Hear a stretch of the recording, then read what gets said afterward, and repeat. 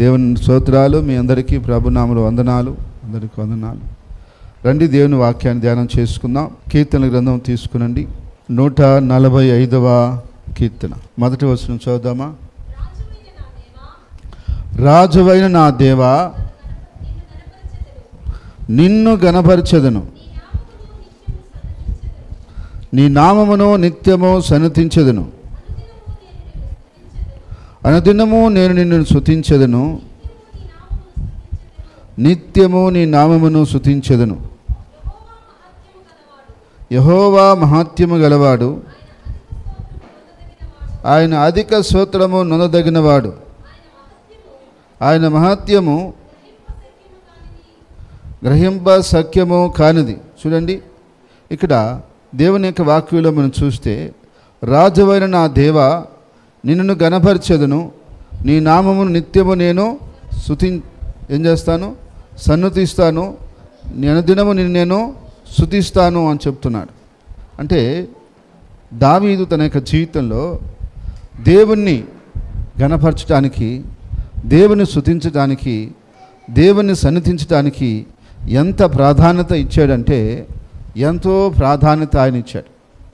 ఎందుకని అని మనం దేవుని వాక్యంలో చూసినట్లయితే, దేవుడు ఏది ఆశపడుతున్నాడో, దేవుడు ఏది కోరుకుంటున్నాడో అనే విషయాన్ని దావీదు బాగా గ్రహించుకున్నాడు, అర్థం చేసుకున్నాడు.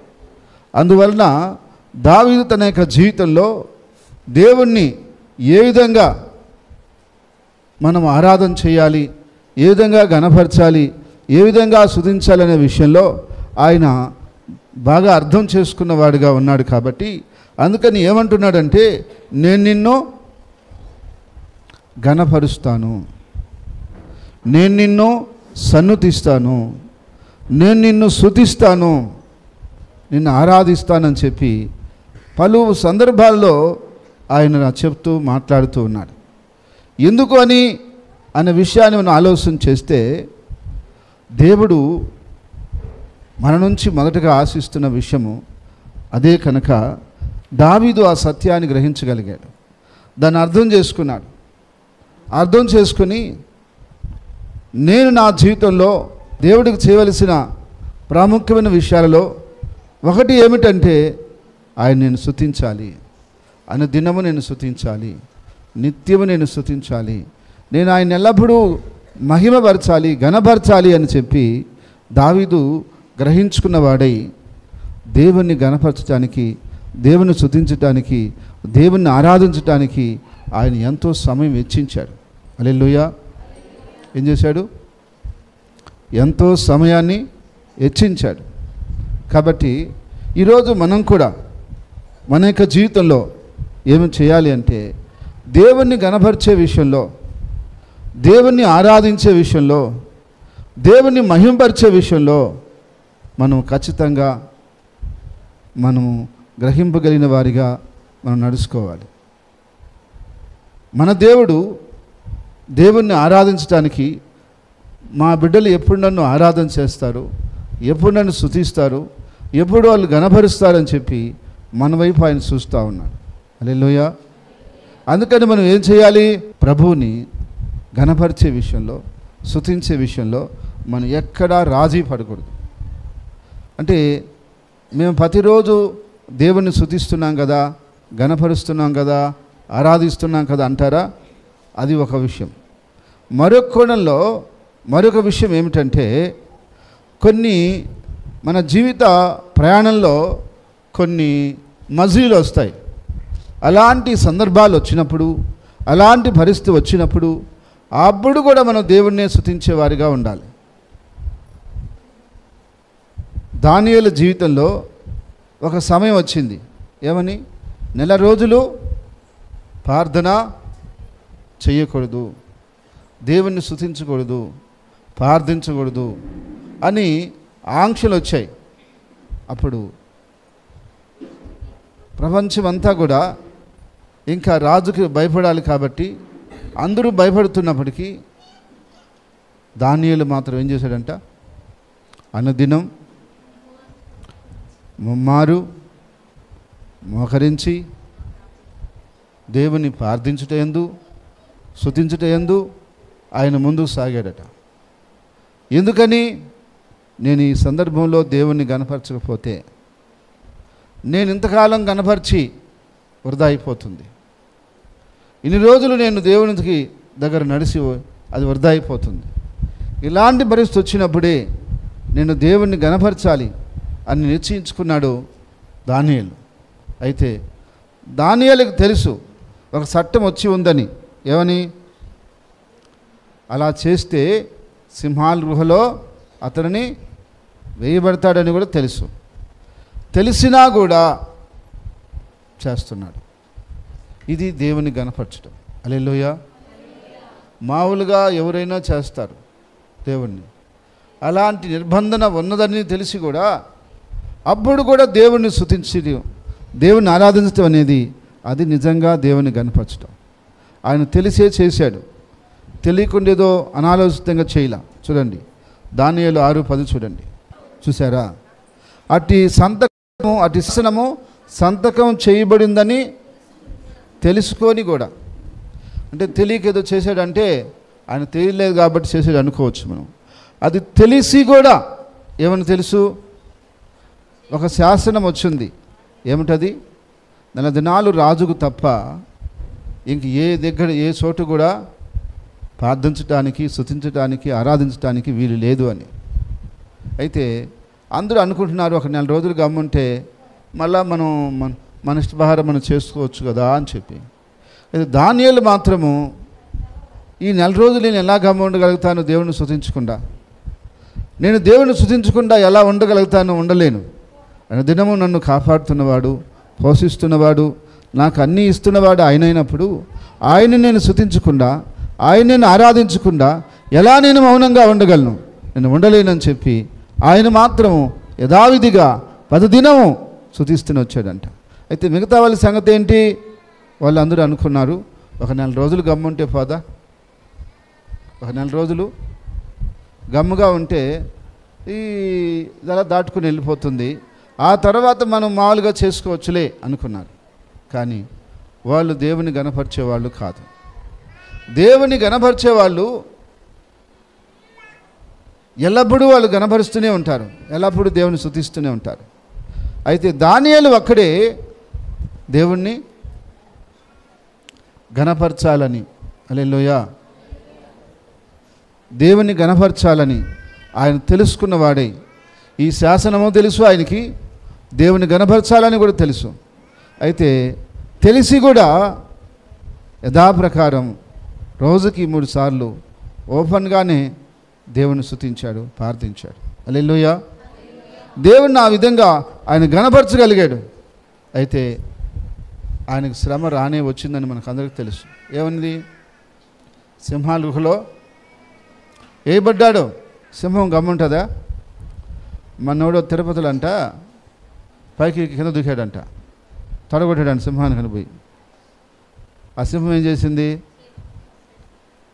చీల్చి చంపేసింది వాడిని. ఈ మధ్య జరిగిన తిరుపతిలో జూ పార్క్ దగ్గర పోయి వాడు పైకి కింద దూకేశాడు. ఏదో కొంచెం తాగున్నాడంట. సరే దూకేసాడు, వెళ్ళిపోవాలి కదా, పారిపోవాలి కదా, దాని ముందర పోయి తొడగొట్టాడంట. దాని ముందర పోయి ఆ సింహం దగ్గర పోయి, సింహం గమ్ముంటుందా? ఏం చేస్తుంది? అది చీల్చి చంపేసి తినేసింది వాడిని, ముక్కలు ముక్కలు చేసింది. ఎందుకని? అది సింహం ఏంటది, అది గమ్ముండేది కాదు.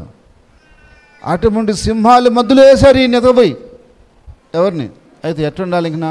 ఆ సింహాల మధ్యలోనే వేసేస్తే ఎట్టుండాలి ఇంకనా దానియేలు? ఆ సింహాలు ఇతన్ని ఏం చేసి ఉండొచ్చు. ఎందుకంటే 1 కాదు 2 కాదు, ఆ సింహాలు ఉండే గృహలో వేసేశారు ఇతన్ని. మనం తర్వాత వచనం చూస్తే దానియేలు మీద నేరం మోపి దానియేలుని ఎలాగా ఇబ్బంది పెట్టాలని చూసిన వారిని మళ్ళా వాళ్ళు రాజు తెలుసుకొని ఆ సింహాల గుహలో వేసినప్పుడు అవి పైనే పట్టుకొని తినేసేయంట, కింద కూడా పడలేదంటోళ్ళు. అంటే ఇది కింద, ఇది గృహ, రంధ్రం ఇలా ఉంటుంది అన్నమాట పైకి. అక్కడి నుంచి టేస్తున్నారు మనుషులు కిందకి, అక్కడే పట్టుకొని తినేస్తాయంటాయి. ఏడ పట్టుకొని? పైనే, కిందకి రాకముందే ముక్కలుగా నవలి ఎముకలతో కూడా తిని పడేసాయంట. అంత ఆకలితో ఉన్నాయి, అంత బలంగా ఉన్నాయి, అన్నీ ఉన్నాయి లోపల. అలాంటి వాటి మధ్యలో ఇన్ని చేశారు. అయితే అవన్నీ పోయి గమ్ముగా పిల్లిలాగా కూర్చున్నాయంట, ఒక పక్కన కూర్చున్నాయంట. వాటికి ఉపవాసమే, ఈయనకి ఉపవాసమే. హల్లెలూయా. అవన్నీ ఉపవాసం ఉన్నాయి. దేవుడు చెప్పాడంట, ఏమని? లోపలికి వస్తుంది ఎవరు అనుకున్నావు? నా దాసుడు వస్తున్నాడు. అదేమని రాసిందో చూడండి, 22వ వచనం. దేవుడు తన దూతను పంపించాడంట. అంటే ప్రభువైన యేసుక్రీస్తుని పంపించాడు. పంపించి ఆ యొక్క సింహాలు చెప్పేసిరా, ఏమని? ఏ హాని చేయకూడదు, ఏం చేయకూడదు. ఆడికి వస్తుండేది నా దాసుడు కాబట్టి అవి మౌనంగా ఉండాల్సిందే అని చెప్పేసిరా అని చెప్తే ఆ దూత వచ్చి ఏం చేసిందంట? సింహాలకి ఆజ్ఞాపించింది, ఇప్పుడు నా దాసుడు వస్తూ ఉన్నాడు, మీరందరూ పోయి కూర్చోండి. రాజుకు నిద్ర పట్టలేదు, యహజావుని వచ్చేసాడు. ఆ గుహగాడికి వచ్చి పిలిచాడు దానియేలుని. ఏమని? దానియేలు దానియేలు అని పిలిచాడు. పిలిస్తే దానియేలు పలికాడు. పలికి ఏమన్నాడు తెలుసా? చూడండి 19వ వచనం 18 నుంచి. అందరి రాజు తన నగరకు వెళ్ళి ఆ రాత్రి అంతటా ఉపవాసం ఉండి నాట్య వాయిద్యములను జరగనీయలేదు. అతనికి నిద్రపట్టకపోయిను. తెల్లవారుజామున రాజు ఏఘ్రమే లేచి సింహముల గృహ దగ్గరకు త్వరపడిపోయిను. అతడు గుహ దగ్గరకు రాగానే దుఃఖ స్వరంతో దానియేలుని పిలిచి, జీవము గల దేవుని సేవకుడువైన దానియేలు, నిత్యము నువ్వు సేవిస్తున్న నీ దేవుడు నిన్ను రక్షించగలిగినా అని అతను అడిగిను. అందుకు దానియేలు ఏం చెప్తున్నాడు? రాజు చిరకాలము జీవించునుగాక, నేను నా దేవుని దృష్టికి నిర్దోషిగా కనబడుతుంది కనుక ఆయన తన దూత నంపించి ఆ సింహములు నాకు ఏ హాని చేయకుండా వాటి నోళ్ళు ముయించును. రాజా, నీ దృష్టికి నేను నేరం చేసిన వాడిని కాను కదా అనను. చూడండి, ఇక్కడ దేవుని వాక్యంలో మనం గమనిస్తే రాజుకి నిద్ర పట్టలేదంట. తెల్లవారికి మునిపి ఏకాజాను పరిగెత్తుకుంటూ ఆ గృహ దగ్గరకు వచ్చి దుఃఖ స్వరంతో పిలిచాడంట, ఎంతో బాధతో. అయ్యా దానియేలు, ఎక్కడయ్యా అని పిలిచాడంట. నువ్వు జీవంగల దేవుని సేవిస్తున్నావు కదా, నిత్యము నువ్వు సేవిస్తున్నావు కదా, నీ దేవుడిని రక్షించాడా అని అడిగాడట. అప్పుడు ఆయన చెప్పాడు, రక్షించాడయ్యా, నా దేవుడు నన్ను రక్షించాడు. ఆయన దూత నంపించి ఈ సింహాలు నాకు ఏ హాని చేయకుండా ఈ రాత్రంతా కూడా నన్ను కాపాడాడు. నా దేవుడు నన్ను కాపాడాడు. నా దేవుని దృష్టికి నేను నిర్దోషినయ్యా, నీ దృష్టికి నేను నేరం చేసిన వాడిని కాదు కదా అన్నాడు. రాజు సంతోషభరితుడై అతన్ని బయటకు తీసుకుని వస్తాడు. అయితే ఇక్కడ మనం గమనించాలి, ఆ తెల్లవార్దులు సింహాలు ఏమైనా చేయొచ్చు ఆయన్ని. ఏం చేస్తున్నాయంట? ఎవరు వాటిని కట్టిలేదు. ఎట్ని? సింహాలను కట్టిలా, అవి చేర్చిగా తిరుగుతూనే ఉన్నాయి. వాటి మధ్యలోనే ఈయన కూడా ఉన్నాడు. ఎవరు? ఒక్కోసారి కొన్ని భయాలు మనకుంటాయి, కొన్ని కీడుని గురించి మనం ఆలోచన చేస్తాం. మనకు వారు ఏమని చేస్తారు, వీళ్ళు ఏమని చేస్తారు, అదేమని చేస్తారు, ఇదేమని చేస్తారని మనం కొన్ని భయాలు కలిగి ఉంటాం. కానీ వారి మధ్యలో మనం ఉన్నప్పటికీ కాపాడే దేవుడు మనకున్నాడు. హల్లెలూయా. అందుకని దావీదు ఏం పాడాడు? గాఢంధకారపు లోయలలో నేను సంచరించినను ఏ అపాయమునకు భయపడను,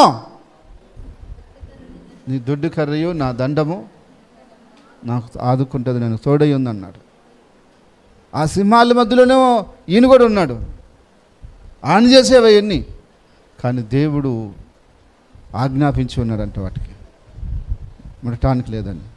మనం లోకంలోనే ఉండాలా. చెడ్డవారి లోకంలో ఉన్నారు, మంచివారి లోకంలో ఉన్నారు. అయితే మంచివారి వల్ల మనకేం ఇబ్బంది కలగదు. చెడ్డవారు ఒక్కోసారి మనకి ఇబ్బంది కలిగించే ప్రయత్నం చేస్తారు. అయినా దేవుడి కృప లేకుండా మనల్ని వాళ్ళు ఏమీ చేయలేరు. హల్లెలూయా. మనల్ని బాధపరిచేవి, మనల్ని ఇబ్బంది పెట్టేవి, మనల్ని బాధించేవి ఉన్నాయి. వాళ్ళు మనుషులు కాదు, నిజంగా మృగాలు అనుకోవాలి వాళ్ళని. అలాంటి వాళ్ళు లోకంలో ఉన్నారు.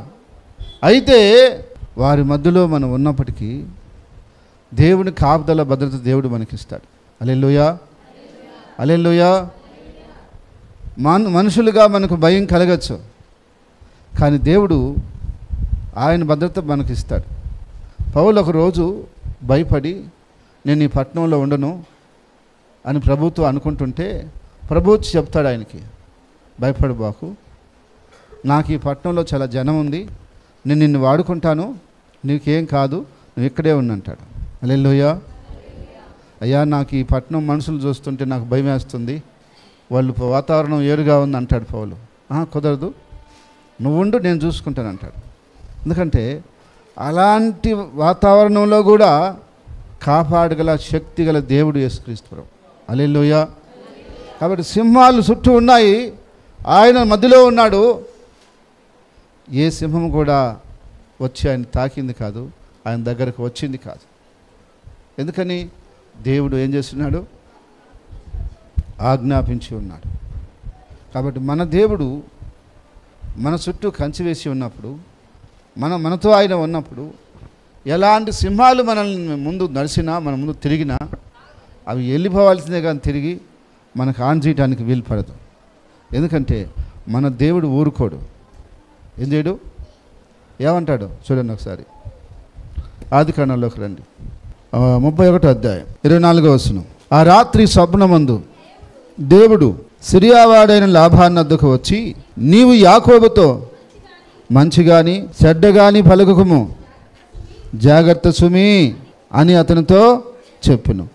లాబాను అనే అతను యాకోబుని ఇబ్బంది పెట్టాలని వాళ్ళ బంధువులందరిని తీసుకొని బలగంతో వస్తున్నాడు. ఎక్కడికి? యాకోబును కలుసుకోవడానికి. అయితే యాకోబు భయంగా పోతున్నాడు. ఆ రాత్రి దేవుడంట లాబానుతో మాట్లాడాడంట, యాకోబుని నువ్వు ఇబ్బంది పెడతావా? నువ్వు ఆయన ఇబ్బంది పెట్టావనుకో, తర్వాత నీ పరిస్థితి ఏరుగా ఉంటుంది. మంచి కానీ చెడ్డ కానీ మాట్లాడటానికి లేదు. పోయేవా, సమాధానం కలుసుకున్నా వచ్చేయి, అంతవరకే. ఇంకా హెచ్చు తగ్గులు కానీ చేసావంటే పరిస్థితి ఏరుగా ఉంటుంది అన్నాడు. అంతే. లాబాను అంత కోపంగా వచ్చినాడు, అంత ఉగ్రంగా వచ్చినాడు. యాకోబు కాడికి వచ్చి గమ్ముగా మాట్లాడతాడు, సమాధానంగా మాట్లాడతాడు. ఎందుకని?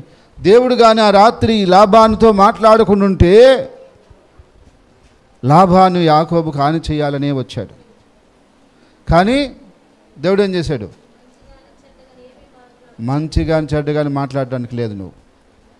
నువ్వు మంచి ఉద్దేశంలో రాలేదు నువ్వు ఇప్పుడు, కాబట్టి నువ్వు ఇప్పుడేం మాట్లాడకూడదు అన్నాడు. నీ ఉద్దేశం బాగలేదు, నువ్వు చెడ్డ ఉద్దేశంతో వచ్చావు, కాబట్టి నువ్వేం మాట్లాడడానికి లేదన్నాడు. ఇంకా గమ్ముగా అయిపోయి ఆడిగిపోయి ఏం చెప్తాడంటే స్టోరీ, నాయన మీ ఊరి మీద నీకు జ్ఞాపకం వచ్చుంటే, మీ తల్లిదండ్రుల మీద మీకు జ్ఞాపకం వచ్చుంటే నాకు చెబితే నేను ఊరంతా భోజనాలు పెట్టించి పండగ చేసి ఊరేగింపుగా నిన్ను పంపించుదును కదా అంటాడు. ఎవరిని? యాకోబుని. అది నిజమైన మాటేనా? అటు చేస్తాడు అతను? చెయ్యడు. కానీ మాట మార్చేసాడు. ఎక్కడికి వచ్చేదానికి అసలు వెళ్ళిపోయినందుకే కోపంగా అతన్ని ఏమైనా చెయ్యాలని చెప్పి బలగమంతా వేసుకొని వచ్చినాడు. పండగ చేస్తాడా? భోజనాలు పెట్టిస్తాడు అందరికీ? ఊరేగింపుగా ఆయన సాగనంపుతాడా? అదంతా కాదు. అతని హృదయంలో ఏరేది ఉంది. కానీ ఇప్పుడు దేవుడు చెప్పేదలికే ఇప్పుడు ఇంకేం మాట్లాడటానికి లేదు కాబట్టి అప్పుడు ఆడుకొచ్చి ఆ మాట చెప్తాడు. ఏమని? నేను ఎందుకు వచ్చాను అనుకున్నావు? చెప్పకుండా వచ్చేసేవే, నా కూతురు నన్ను ముద్దు పెట్టుకొని కొన్ని చేసేసేవే, నా కూతురు నాకు దూరం చేసేవే, నాకు ఒక మాట చెప్పకపోయావా అంటాడు వచ్చి. అయితే వాస్తవానికి ఆయనకు ఆ ఉద్దేశం లేదు. ఆయనకున్న ఉద్దేశం ఏంది? ఇబ్బంది పెట్టాలని. ఎవరిని? యాకోబుని. అయితే దేవుడు ఏం చేశాడు? ఆ రాత్రి మాట్లాడేశాడు. నిన్ను ఎవరైనా ఇబ్బంది పెట్టాలని వాళ్ళు ప్రయత్నం చేస్తుండొచ్చు. దేవుడు చేసే ప్రయత్నం కూడా దేవుడు చేస్తానే ఉన్నాడు. హల్లెలూయా, హల్లెలూయా. మనల్ని ఇబ్బంది పెట్టేయడానికి కొంతమంది ప్రయత్నం చేసినా దేవుడు చేసే ప్రయత్నం దేవుడు చేస్తున్నాడు. ఎందుకు? ఆయన బిడ్డలను ఆయన ఎలా కాపాడుకోవాలో, ఎలా నడిపించుకోవాలో ఆయనకి బాగా తెలుసు. ఆయనకి బాగా తెలుసు. కాబట్టి యాకోబు ఆయన పాటికి ఆయన వెళ్తా ఉన్నాడు, ప్రార్థన చేసుకుని దేవుడికి అప్పగించుకొని ముందుకెళ్తున్నాడు. కానీ దేవుడు ఆయనతో మాట్లాడాడు. ఇక్కడ సింహాల గృహలో దానియేలుని వేసేసి ఉన్నారు. అయితే వాళ్ళు వేసిన వాళ్ళు సంతోషంగా ఉన్నారు. ఆ రాత్రి రాజుకు సంతోషం లేదు. ఏపిచ్చారు కదా కుట్ర చేసి, వాళ్ళ సంతోషం. ఎందుకని? అయిపోయాడు రా దానియేలు, ఇక మనకి అడ్డు లేరు, దానియేలు అయిపోయాడు రాత్రికి అనుకుంటున్నారు. ఎట్టయిపోతాడు? దేవుడు ఆజ్ఞ లేకుండా ఏది మనల్ని ఏమీ ముట్టలేదు. హల్లెలూయా, హల్లెలూయా. ఆయన అనుమతి లేకుండా ఏది మనల్ని ఏమీ చేయలేదు. అయితే వాళ్ళు అనుకున్నారు ఈ రాత్రికి అయిపోతాడని. కానీ తెల్లారి వాళ్ళు చూస్తే ఏం జరిగింది? సజీవంగా బయటకు వచ్చాడు. అప్పుడు రాజు విచారణ చేసి, ఎందుకు జరిగింది ఈ విధంగా, నేనెందుకు బోల్తా పడిపోయాను వాళ్ళ మాటలకి? దానియేలు చాలా మంచోడు కదా, ఎందుకు ఆయనకి ఇలాంటి హాని చేయాలని నేను తలంచాను, ఇలాంటి శాసనం అసలు ఎందుకు పుట్టించారు అని విచారణ చేశారు. ఏదైనా తప్పు జరిగిన తర్వాత గవర్నమెంట్ ఏం చేస్తుంది? ఎంక్వైరీ చేస్తుంది. ఇది ఎట్ట జరిగింది, ఏ విధంగా జరిగిందని. ఎంక్వైరీలో వాస్తవాలు తెలిసిపోతాయి. అసలు దొంగ బయటపడిపోతాడు. వాడు అసలు అంతకుడు ఎవరో బయటపడతారు. ఎందుకని? వాళ్ళు ఊరికే వదిలిపెట్టరు, అన్నీ తీస్తా ఆరాధిస్తూ వస్తారు. లాస్ట్కి అసలు వాడు పట్టుబడిపోతాడు. రాజు ఎంక్వైరీ చేయించిన తర్వాత తేలింది ఏంటంటే, దానియేలు మీద వాళ్ళు కావాలని నేరం మోపి దానియేలుని చంపాలని ప్రయత్నం చేశారని చెప్పి రుజువైంది. అప్పుడు రాజు ఏం చేశాడు తెలుసా? చూడండి, మన దానియేలు గ్రంథంలోకి రండి. చూడుగా 23వ వచనం చదవండి. రాజును గురించి బహు సంతోషభరితుడై దానియేలును గృహలో నుండి పైకి తీయడని ఆజ్ఞయిగా బంట్రోతులు దానియేలును బయటకు తీసిరి. అతడు తన దేవుని యందు భక్తి గలవాడైనందున అతనికి ఏ హాని కలగలేదు. రాజు ఆజ్ఞయిగా దానియేలు మీద నింద మోపిన ఆ మనుషులను వారు తోడుకొని వచ్చి సింహాల గుహలో పడదోసిరి. వారిని, వారి కుమారులను, వారి భార్యలను పడదోసిరి. వారు ఆ గృహ అడుగునకు రాకమునిపే సింహముల పాలైరి. సింహములు వారి ఎముకలను సహితము పగలగొరికి పొడి చేసి. చూసారా? ఈయన్ని బయటికి తీయటం, వాళ్ళని లోపలేయటం. దాన్ని ఎవరు ఏర్పాటు చేశారు? సింహాల గుహల్ని వేయాలని చెప్పి ఏర్పాటు చేసింది ఎవరు? వాళ్ళే. ఇప్పుడు ఎవడు దోవిన గుంటలో వాడు పడతారు అంటారు కదా, అది ఇదే, ఏదో కాదు. ఆ సింహాల గుహను ఏర్పాటు చేసింది ఎవరు? సింహాల గుహలో వేయాలని చెప్పింది ఎవరు? వాళ్ళు చెప్పారు రాజుకి, వాడిని జతకపోయి సింహాల గుహలో వేయాలని. ఏం జైల్లో పెట్టచ్చని చెప్పచ్చు కదా. జైల్లో పెడితే మళ్ళీ బయటకు వస్తాడు. జైల్లో కాదు, సింహాల గుహలో వేసి చంపేస్తారు సింహాలు అని వాళ్ళు ఈయన చంపించాలని ఏం చేశారు? సింహాల గుహలో వేయాలని శాసనం పెట్టించారు. ఇప్పుడు రాజు ఏం చేశాడు? ఆ నేరం మోపిన వాళ్ళందరినీ కనుగొని వాళ్ళందరూ పట్టుకురండ్రా అన్నాడు. ఇప్పుడు ఇక్కడ ఇంకొక విచిత్రం ఏంటంటే, వాళ్ళు చేసిన పాపానికి వాళ్ళ భార్యలు కూడా, వాళ్ళ బిడ్డలు కూడా అంటారు కదా, చేసిన పాపం ఊరికే బాధని. అది ఎంతమంది మీదకి వస్తుంది చూడండి. భార్యల మీదకి వచ్చింది, బిడ్డల మీదకి వచ్చింది. ఏంటి? వాళ్ళందరినీ తీసుకుపోయి ఆ గృహలో వేస్తూ ఉంటే పైన తినేస్తూనే ఉంటాయి. ఏడా అంటే కింద కూడా పట్టంలే వాళ్ళు, కింద భూమి మీద కూడా అడుగు భాగంలోకి రావటంలా, పడినట్లు తినేస్తున్నాయంట పెరుక్కొని. బాగా బలంగానే ఉన్నాయి లోపల. ఏంది? సింహాలు. ఆ ఎముకలు ఉంటాయే, మాంసం తిని ఎముకలు పడేస్తాయి ఏడన్నా, అవునా కదా? చూసారా మీరు? పులి ఆట ఆడితే జంతువులు నేడాడితే ఏం చేస్తుంది? మాంసం తింటుంది, ఎముకలను పడేస్తుంది. కానీ ఈ సింహాలు ఏం చేస్తున్నాయి? ఎముకలను కూడా తినటం కాదు, పొడి చేసేసాయంట. అదేమన్నా బియ్యం అనుకున్నారా పొడి చేయటానికి? ఎముకలై ఏంది? ఎముకలను పొడి చేయటం అంటే అంత ఈజీయా? కాదు. కానీ ఆ ఎముకలను కూడా ఏం చేసుకున్నాయంట? పొడి చేసుకొని పగల గొరికి పొడిగా చేసేసాయంట.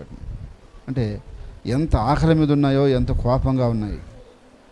దీన్ని బట్టి మనం ఆలోచించాల్సిన విషయం ఏంటంటే, వాళ్ళు అనుకున్న విషయం ఏంటంటే దానియేలు ఇంకా లేకుండా చేద్దామని. కానీ వాళ్ళు లేకుండా పోతారని సంగతి వాళ్ళకి తెలియలే. వాళ్ళే పోతారు పూర్తిగా లేకుండా సంగతి వాళ్ళకి తెలియలే. తెలిసి ఉంటే సింహాల గుహలు అని చెప్పుండ్రు వాళ్ళు. ఇంకేదో చెప్పుండే ఆప్షన్ ఏదో చెప్పుండే వాళ్ళు. అరే తిరిగి మన మీదకే వస్తుంది ఈ శిక్ష అని కానీ తెలిసి ఉంటే సింహాల గుహని కోరుకోండి వాళ్ళు.